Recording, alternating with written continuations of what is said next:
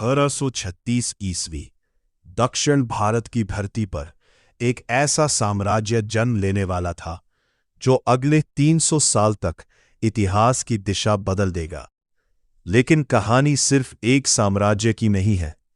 यह कहानी है टूटती सल्तनतों, जलते शहरों और सत्ता की उस चाल की जिसे बहुत कम लोग समझ पाए। 14वीं सदी दिल्ली सल्तनत के आक्रमण लगातार दक्षिण तक पहुंच रहे थे। कई पुराने राज्य कमजोर पड़ चुके थे। होयसला और काकतीय जैसे शक्तिशाली राजवंश टूटने लगे थे। और तभी इतिहास में सामने आते हैं दो भाई, हरिहर और बुक्का। कहा जाता है कि ये पहले काकतीय राज्य से जुड़े थे, फिर दिल्ली सल्तनत की राजनीति और युद्धों के बीच उनकी भूमिका बदलती गई। लेकिन 1336 में तुंगभद्रा नदी के किनारे एक नए राज्य की नींव रखी गई। नाम था विजयनगर। इतिहासकार मानते हैं कि इस साम्राज्य की स्थापना में विद्यारण्य नाम के विद्वान संत की भी महत्वपूर्ण भूमिका थी।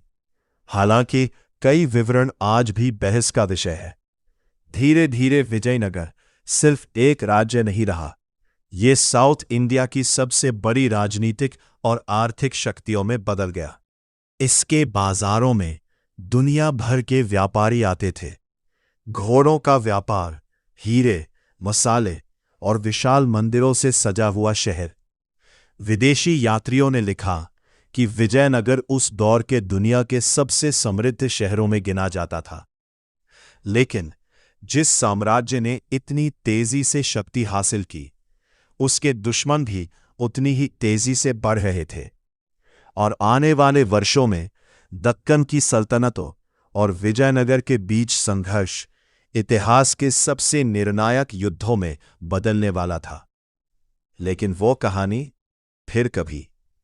विजयनगर साम्राज्य सिर्फ एक राजवंश नहीं था, बल्कि उस दौर के दक्षिण भारत की राजनीति, व्यापार और शक्ति संतुलन का केंद्र बन चुका था।